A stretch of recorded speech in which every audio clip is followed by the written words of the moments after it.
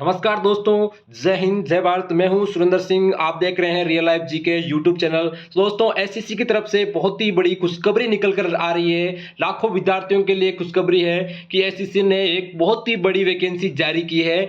वो है एमटीएस के लिए। जी हाँ दोस्तों, एमटीएस मल्टीटास्किंग नॉन टेक्निकल में स्टाफ एंड हवलदार के लिए सीबीआईएन और सीबीएन के लिए आपके लिए वैकेंसी निकल कर सामने आ रही है, जिसकी जो एप्लीकेशन स्टार्टिंग डेट है वो 27 तारीख यानी 27 जून से आप 31/7 यानी 31 जुलाई तक आप आराम से एप्लीकेशन फॉर्म भर सकते हो। और इसकी लास्ट डेट आपको पता ही है, मैंने बता दी है 31/7। यहाँ पे आप लिखा भी हुआ है 31/7 को इसकी आखिरी डेट है 11 बजे। और 27 तारीख से स्टार्ट है, ये 27 जून से स्टार्ट हो चुका है फॉर्म। आप आसानी से आप एप्लीकेशन कर सकते हो। और ऑनलाइन जो फीस मेकिंग है वो 1/8 तक ये आपकी रहेगी, 1 अगस्त तक रहने वाली है।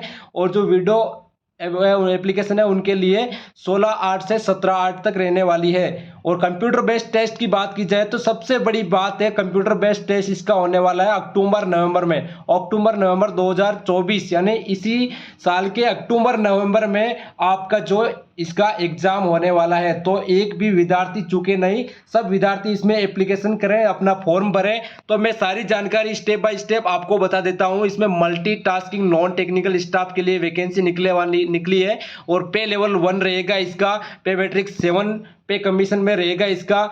अब आगे बात करते हैं, ग्रुप सी की वैकेंसी है। अब चलो आगे चलते हैं, वैकेंसीज के बारे में बात करते हैं कि कौन कौन सी वैकेंसीज है, कैसे कैसे रहने वाली है। तो इसकी वैकेंसीज में सबसे पहले बात करते हैं एमटीएस के लिए। तो एमटीएस मल्टीटास्क स्टाफ के लिए 4,887 वैकेंसीज है, 4,887 एमटीएस के लिए। और हवलदार की बात की जाए सीबीएन और सीबीएन की में 3,439, जो बहुत बड़ी वैकेंसी है एसएससी की तरफ से। अब यहाँ पे नीचे चलते हैं और डेट भी बता दूंगा, एज भी बता दूंगा आपको, एज भी कितनी रहने वाली है। एमटीएस के लिए अलग एज रहने वाली है और जो हवलदार है इसके लिए अलग एज रहने वाली है। यहाँ पे रिजर्वेशन भी दिया हुआ है, कुछ छूट भी दी हुई है यहाँ पर। अब चलो आगे चलते हैं, आप एक बार देख लेना इनको, मेन चीज आपको मैं बता देता हूं। चलो आगे चलते हैं। तो यहाँ पे पूछा गया नेशनलिटी या इंडियन होना चाहिए, ये तो आपको पता ही है। और एज लिमिट, यहाँ पे एज लिमिट की बात की जाए, सबसे बड़ी बात है एज लिमिट आपकी 1/8/2024 से काउंटिंग किया जाएगा। 1/8 यानी 1 अगस्त 2024 से आपका एज लिमिट काउंटिंग किया जाएगा, एज आपका। चलो आगे चलते हैं, यहाँ पे एज बताया हुआ है। यहाँ पे देखो, limit of post of requirement rule various post under user department are. तो यहाँ पे पोस्ट बताई हुई है। जो एमटीएस मल्टीटास्क स्टाफ के लिए 18 से 25 ईयर्स आपकी एज रहने वाली है। 18 से स्टार्ट होने वाली है, जहां आप 18 से होके 25 तक अगर हो तो आप फॉर्म अप्लाई कर सकते हो एमटीएस की पोस्ट में। तो एमटीएस के लिए क्या एज है, एमटीएस में 18 से 25 ईयर, तो 25 है लास्ट इसमें। अब आगे है 18 से 27, नेक्स्ट देखिए 18 से 27 ईयर। तो ये किसके लिए भाई, तो ये है हवलदार के लिए। हवलदार सीबीआई और सीबीएन डिपार्टमेंट में आपकी ये पोस्ट है। ये इसमें से कुछ पोस्ट यहाँ पे बताया हुआ है एमटीएस के लिए भी है, लेकिन ये 18 से 27 ईयर्स के इसकी एज रहने वाली है। यहाँ पे एससी एसटी को छूट दी गई है, ओबीसी को भी कुछ छूट दी गई है। यहाँ पे आप देख सकते हो आराम से, एसटी एसटी के लिए 5 साल की छूट है, ओबीसी के लिए 3 साल की छूट है, या एक्स सर्विसमैन के लिए भी 3 साल की छूट दी हुई है। यहाँ पे आप आराम से देख सकते हो इसको। चलो आगे चलते हैं, अब आगे बात करते हैं। और यहाँ पे लिखा भी है, डेट ऑफ बर्थ जो आपकी रहने वाली है वो field by the candidate in the online application form of the same recorded in the matriculation secondary examination certificate will be accepted by the commission for determining the age and no. इसमें क्या बताया गया कि 10th की जो marksheet है उसके अनुसार ही आपकी डेट ऑफ बर्थ रहनी चाहिए। चलो आगे चलते हैं, इसमें आगे जो भी है वो देख लेते हैं जल्दी जल्दी। तो यहाँ पे सबसे बड़ी बात है कि एजुकेशन क्वालिफिकेशन क्या रहने वाली है। तो आपको क्या है, 10th पास होना चाहिए, एज ऑन 1/8/2024, मतलब 1 अगस्त से पहले आपको 10th क्लास पास होनी चाहिए। यहाँ पे लिखा हुआ भी हुआ है, the candidate must have passed matriculation examination or equivalent from a recognition board as on or before the cut off date, यानी जो कट ऑफ डेट है वो 1/8/2024 से पहले होने चाहिए। अगर आप अभी 10th क्लास नहीं हुआ है तो शायद 10th क्लास तो सभी का हो गया है, ऑल इंडिया में। तो 10th क्लास आपका पास होना चाहिए इन पोस्ट के लिए। चलो आगे चलते हैं, जो भी आगे है वो देख लेते हैं। तो अप्लाई कैसे करना, हाउ टू अप्लाई, आपको एसएससी की वेबसाइट जाना है और ओटीआर फिल करना है और आप आसानी से अप्लाई कर सकते हो। चलो आगे चलते हैं। अब हम बात करते हैं एप्लीकेशन फीस की। जो एप्लीकेशन फीस है वो क्या रहने वाली है इन पोस्ट के लिए।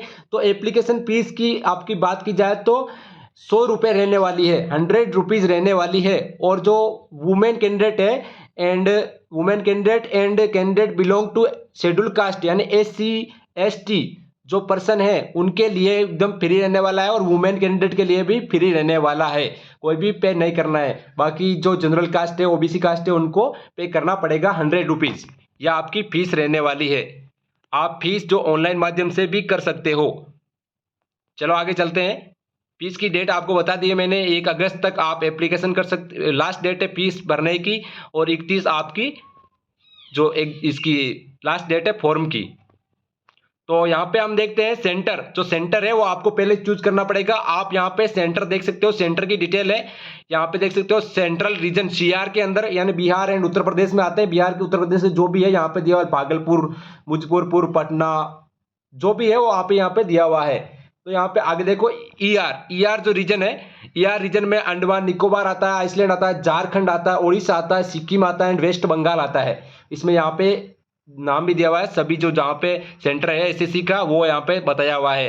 कर्नाटका रीजन में KKR यहाँ पे दिया हुआ है। कर्नाटक रीजन में जैसे लक्षद्वीप हो गया, कर्नाटक एंड करेला ये आते हैं यहाँ पे 3 नंबर पे। अब 4 नंबर पे आते हैं मध्य प्रदेश MPR, ये भी एक रीजन है। तो भोपाल हो गया, ग्वालियर हो गया, इंदौर हो गया, जबलपुर हो गया, सत्ताना हो गया, ये इसका सेंटर है। यहाँ पे NER नॉर्थ ईस्टर्न रीजन, इसमें अरुणाचल प्रदेश आता है, असम आता है, मणिपुर आता है, मेघालय आता है, मिजोरम आता है, नागालैंड आता है और त्रिपुरा आता है।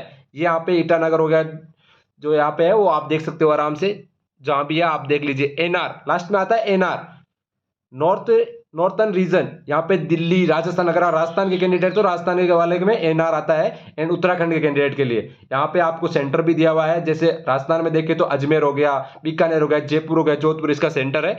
और यहाँ पे आगे है नॉर्थर्न वेस्टर्न सब रीजन, यहाँ पे चंडीगढ़, हरियाणा सब दिया हुआ है। यहाँ पे साउथर्न रीजन है SR आंध्र प्रदेश जो भी है। वेस्टर्न रीजन आगे दिया हुआ है, दादर और जैसे महाराष्ट्र हो गया, गुजरात हो गया, यहाँ पे ये वेस्टर्न रीजन में आते हैं। तो चलो आगे चलते हैं, अब जो भी इंपॉर्टेंट है वो देख लेते हैं। और तो यहाँ पे दिया हुआ है, यहाँ पे आगे देख सकते हो सीम ऑफ एग्जामिनेशन, यानी किस प्रकार से एग्जामिनेशन रहने वाला है। फॉर द पोस्ट MTS के लिए आप देख सकते हो examination will B consist for a computer based examination, यानी CB के तहत होने वाला है सिलेक्शन, आपका कंप्यूटर बेस्ड टेस्ट के तहत होने वाला है। और जो यहाँ पे हवलदार की पोस्ट है उसमें CB तो होगा ही, उसके साथ में आपका फिजिकल भी होने वाला है। यहाँ पे CB and physical ability test PET यहाँ पे इसमें होने वाला है, तो ये भी ध्यान रखना आप। तो यहाँ पे लिखा the computer based examination will be conducted in Hindi and English in 13 regional language. जो आपका 13 रीजनल लैंग्वेज है उसमें एक जो CB यानी कंप्यूटर बेस्ड एग्जाम होने वाला है वो 13 रीजनल लैंग्वेज में होने वाला है, और हिंदी और इंग्लिश तो है ही उसमें। तो यहाँ पे आप देख सकते हो गुजराती है, बंगाली है, असमी है, इसमें आप देख मणिपुरी है, मलयालम है, कोंकणी है, कन्नड़ा है, मराठी है, उड़िया है, पंजाबी है, तमिल है, तेलुगु है, उर्दू, इनमें आपका ये 13 रीजनल लैंग्वेज है, इसमें होने वाला है एग्जाम। तो चलो आगे चलते हैं। यहाँ पे आगे जो कंप्यूटर बेस्ड एग्जामिनेशन होने वाला है उसका सिलेबस क्या रहने वाला है, तो उसका सिलेबस और किस प्रकार से रहने वाला है, किस प्रकार से एग्जाम होगा। तो सबसे पहले हम बात करते हैं सेशन, 2 सेशन में आपका एग्जाम होगा, 2 सेशन में आपका एग्जाम होने वाला है।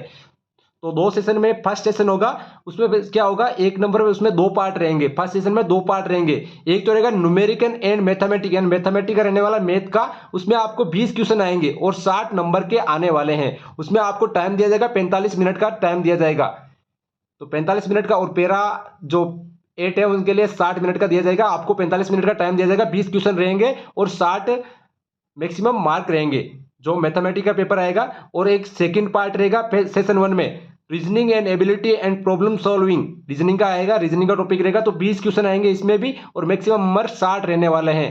इसमें भी 45 मिनट का समय मिलता है, दोनों के तहत 45 मिनट का समय मिलेगा आपको। ये सेशन 1 है, इसमें टोटल 45 मिनट का समय मिलने वाला है। इसमें 2 पार्ट रहेंगे, दोनों को 45 मिनट में आपको कंप्लीट करना होगा। आगे होगा सेशन 2, सेशन 1 के बाद में होगा सेशन 2, उसमें जनरल अवेयरनेस, वन पार्ट होगा जनरल अवेयरनेस का, जैसे राजस्थान इंडिया जीके हो गया, और उसमें करंट अफेयर हो गया, सब आने वाला है इसके अंदर। इसमें 25 क्वेश्चन आने वाले हैं और 75 नंबर के आने वाले हैं। और सेकंड जो होगा पार्ट होगा इंग्लिश लैंग्वेज एंड जो भी लैंग्वेज है उसमें इंग्लिश लैंग्वेज का होगा, वो 45 नंबर के होने वाला है। जो सेशन 2 है वो भी 45 नंबर का होने वाला है। एक बार मैं आपको बता देता हूं, जो फुल सिलेबस बता देता हूँ। न्यूमेरिकल एंड मैथमेटिक एबिलिटी में आप देख सकते हो, जैसे एलसीएम हो गया, एचसीएफ हो गया, आप आराम से इसको देख सकते हो। बोर्ड मास हो गया, परसेंटेज हो गया, रेशियो हो गया, यहाँ पे वर्क एंड टाइम है, डायरेक्ट एंड इनोवेटरी प्रोपोर्शन है, एवरेज है, सिंपली इंटरेस्ट है, प्रॉफिट एंड लॉस है, ये आपके टॉपिक रहने वाले हैं। और रीजनिंग में आप देख सकते हो, रीजनिंग में आपको यहाँ पे दिया हुआ है जो जनरल लर्निंग एबिलिटी है, डिकोडिंग है, एनालॉजी है, डायरेक्शन के आने वाला है, डिफरेंस के हैं, जम्बलिंग है, प्रॉब्लम सॉल्विंग है, एनालिसिस, नॉर्मल वर्बल रीजनिंग का रहने वाली है, डायग्राम रहने वाला है, एज रिलेक्शन रहने वाला है, कैलेंडर रहने वाला है, क्लॉक रहने वाला है। ये आपके रीजनिंग के टॉपिक है। यहाँ पे आगे दिखा हुआ जनरल अवेयरनेस में, जनरल अवेयरनेस में क्या क्या आने वाला है ये भी आपको बताया हुआ है। तो यहाँ पे social studies, history, geography, art and culture India का है ये सब। तो सिविल इकोनॉमी के भी क्वेश्चन आएंगे इसमें, जनरल साइंस के आएंगे, ये इसमें पूरे रहने वाला है। 10th स्टैंडर्ड यानी 10th क्लास का जो सिलेबस रहने वाला है, लेवल रहेगा। अब यहाँ पे इंग्लिश लैंग्वेज में आपको पूछा गया, इंग्लिश में भी बताया गया है सिलेबस में क्या रहने वाला है।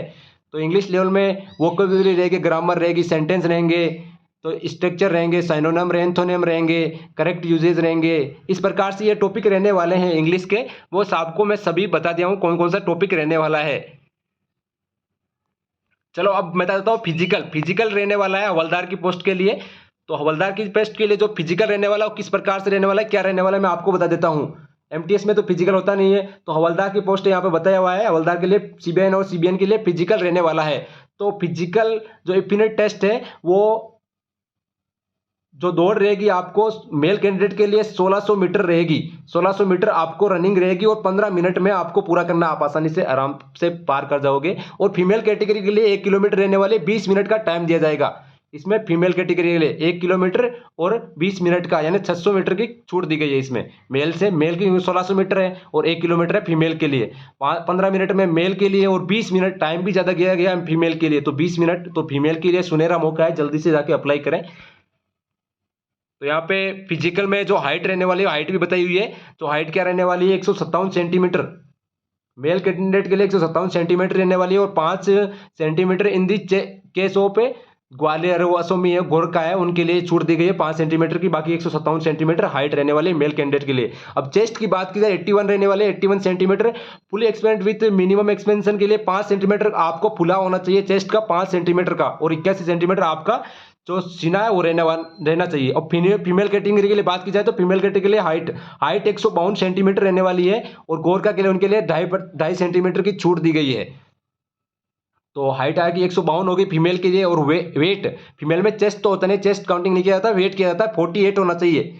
48 और 2 kg की छूट दी गई है गोरखाओं के लिए। तो चलो आगे चलते हैं। तो इस प्रकार से आपका फिजिकल रहने वाला है, सब मैंने स्टेप बाय स्टेप पूरा बता दिया हूं। और हाँ, सबसे बड़ी बात यहाँ पे दिया मोड ऑफ सिलेक्शन, यानी सिलेक्शन किस आधार पे होने वाला है ये यहाँ पे बताया हुआ है अच्छी तरीके से। तो यहाँ पे this requirement process will be consist of session 1 and session 2 of computer based examination. यानी सेशन 2 सेशन में आपका एग्जाम होने वाला है। Session will be equated first and performs in the session 2 would be evaded only candidate qualify in the session 1। अगर session 1 में आप पास करते हो तो सेशन सेकंड आपका एग्जाम होगा। अगर वहां पे अगर पास नहीं कर रहे हो तो आपका सेशन 2 नहीं होने वाला है। ये सबसे बड़ी बात है। और यहाँ पे बताया हुआ है जो यूआर कैंडिडेट है, minimum qualification mark in session 1 and session 2 of computer based examination में सेशन 1 और सेशन 2 में आपका जो मिलाकर आपका जो परसेंटेज रहने वाला है, कितना परसेंट पे आज पास होने वाले हो, तो यहाँ पे बताया हुआ है मिनिमम क्वालिफिकेशन मार्क बताया हुआ है। यूआर कैटेगरी के लिए आपको बताया गया 30% मार्क होना चाहिए। सेशन 1 और सेशन 2 को मिलाकर 30% मार्क होना चाहिए। और ओबीसी कैटेगरी और ईडब्ल्यूएस के लिए आप यहाँ पे बताया हुआ है 25% मार्क लाना जरूरी है। और अदर कैटेगरी जो भी है, एससी एसटी जो भी है, 20% मार्क लाना जरूरी है। तो यहाँ पे यूआर के लिए जनरल के लिए हो गया 30% और ओबीसी और ईडब्ल्यूएस के लिए होगा 25%। All other category SC ST OBC जो भी ओबीसी नहीं है सॉरी, तो एससी एसटी जो है उसके लिए 20% मिनिमम क्वालिफिकेशन मार्क रहने वाले हैं। तो इस प्रकार से आप देख सकते हो मैंने पूरा स्टेप बाय स्टेप बता दिया है। और भी कुछ है तो देख लेते हैं एक बार।